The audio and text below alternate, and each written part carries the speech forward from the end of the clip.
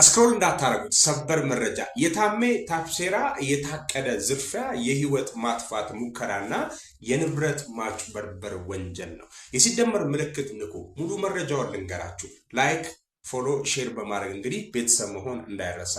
የቀድሞ የኮልፌ ቀራኒዮ ዋና አስተዳደር የዛሬው ባለሀብት ታሜ ታፕሴራ በሴፉ ሾሌ በመቅረብ ዛሬ ላይ አሉ ከተባሉ ባለሀብቶች አንዱ መሆን የቻለው በመኪና እጥበት በራሱ ድካምና ጥረት እንደሆነ መግለጹን ተከትሎ የግለሰቡ አጋር የሆነቿ የሺ ወደ ሚዲያው በመምጣት የሀብቱ ምንጭ እሷ መሆኗን በፍቅር ስም ለ22 ዓመታት በስደት ያፈራችውን ሀብት እንደተጭበረበረች መግለጿ ይታወቃል። ታሜ ታፕሴራ ትዳሩን አፍርሶ ከእሷ ጋር መኖር ከጀመረ 5 ዓመታት ቢያልፍም በሴፉ ሾው የልጆች አባት እንደሆነና ከልጆቹ እናት ጋር እንደሚኖር መግለጹ ሳይሳን ሚዲያዎችን እንግዲህ ትኩረት የሳበው በተበዳይ ስም በወጣ ንግድ ፍቃድ የሚንቀሳቀሱ የእሳት አደጋ የደረሰበት የጋዜቦ ቅርንጫፍ ልክ እንደራሱ አድርጎ መግለጹ በርካቶችን ለጉዳዩ ቅርበትና መረጃ አለን የሚሉትን አናዷል፣ አስቆጥቷል። በሴቶች መብት ዙሪያ የሚሰሩ የህግ ባለሙያዎችም የሁለቱ ግለሰቦች ጉዳይ በህግ ሂደት ፍርድ ቤት ክርክር ላይ ባሉበት ሁኔታ የሚዲያ አካላት በፍርድ ቤቶች የተያዙና የመጨረሻ ውሳኔ ያልተሰጠባቸውን ጉዳዮች የሚዘግቡ ወቅት በማድረግ የነበረበትን ህግ በመተላለፍ የታዘበ ትንታኔ የዳኞችን በገለልተኝነት የመወሰን ሁኔታ በሚሸረሽር መልኩ ገጽታ ግንባታ ሰርቷል በሚል ሴፉ ፋንታውን እንግዲህ እሱን እየከሰሱ ይገኛል። ከቀንነት በፊት የግለሰቡን ተበድያለሁና ህዝብ ይወቅልኝ ማለቱን ተከትሎም እኛም ዘገባ የሰራን ሲሆን ለጣቢያችን በርካቶች መረጃዎችን እየላኩልን ይገኛሉ።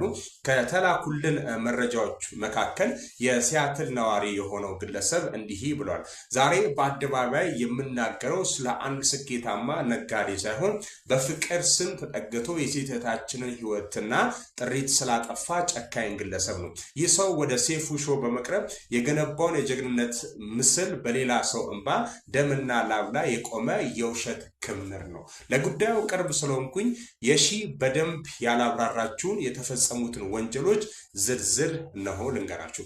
አንደኛ፣ ስልታዊ የንብረት ዝርፊያ ፕሮፐርቲ ፍራውድ። እህታችን በቀን 16 ሰዓት እየለፋች ከቻይና ያስመጣቻቸው ንብረቶችና የገነባቸውን ንግድ ግለሰቡ እሷ በሌለችበትና እውቅና በሌለበት ሁኔታ ሙሉ ወደ ራሱና ወደ ቤተሰቦቹ ስም አዝሯል። ይህ ግልጽ የሆነ የማጭበርበር ወንጀል ነው። ሁለተኛ፣ በህመም ወቅት የተፈጸሙ ክህደት። እህታችን ለሕክምና አሜሪካ በነበረችበት ወቅት የለፋችበትን 4 ሚሊዮን ብር ማትኖ እቁብ ባሏ መሆኑን እንግዲህ ተጠቅሞ በራሱ ስም ጠርጎ ወስዶታል። ሶስተኛ፣ የግድያ ሙከራ አተምትድ መርደር። ንብረቷን ከመዝረፏን በላይ እህታችንን እስከ ሞት በሚያደርስ ሁኔታ ያለ ርህራሄ ይደበድባታል።